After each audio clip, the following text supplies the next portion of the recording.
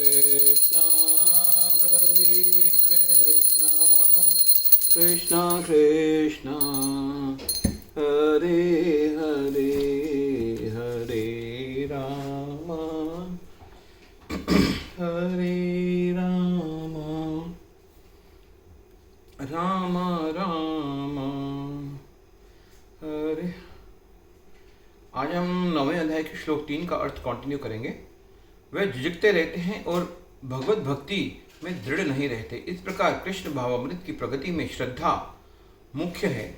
चैतन्य चरितामृत में कहा गया है कि श्रद्धा तो यह पूर्ण विश्वास है कि परमेश्वर श्री कृष्ण की सेवा द्वारा सारी सिद्धि प्राप्त हो जा सकती है।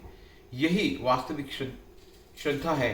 श्रीमद् भागवत में 4:31-14 में कहा गया है, यथा तरोर्मूल निश्चनेन तृष्यन्ति तत् स्कंध भुजो पशाखा प्राणो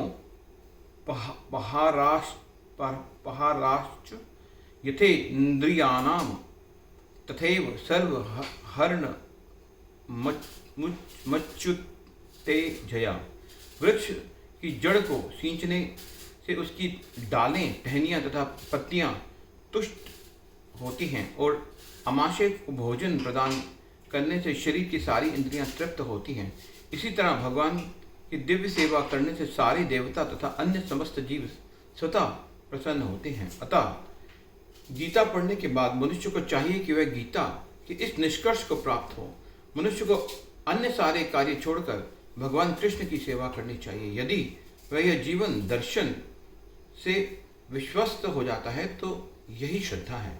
इस श्रद्धा का विकास कृष्ण भावामृत की विधि है। कृष्ण भाव भवित व्यक्तियों की 3 कोटियां हैं। तीसरी कोटि में वे लोग आते हैं जो श्रद्धा विहीन हैं।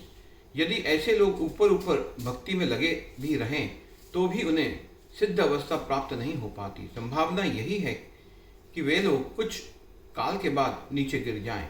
वे भले ही भक्ति में लगे रहें किंतु पूर्ण विश्वास तथा श्रद्धा के अभाव में कृष्ण भावामृत में उनका लगा रह पाना कठिन है।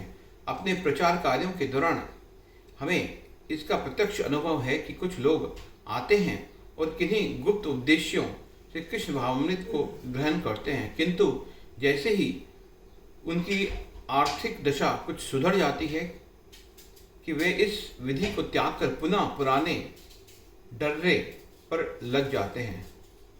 कृष्ण भावामृत में केवल श्रद्धा के द्वारा ही प्रगति की जा सकती है।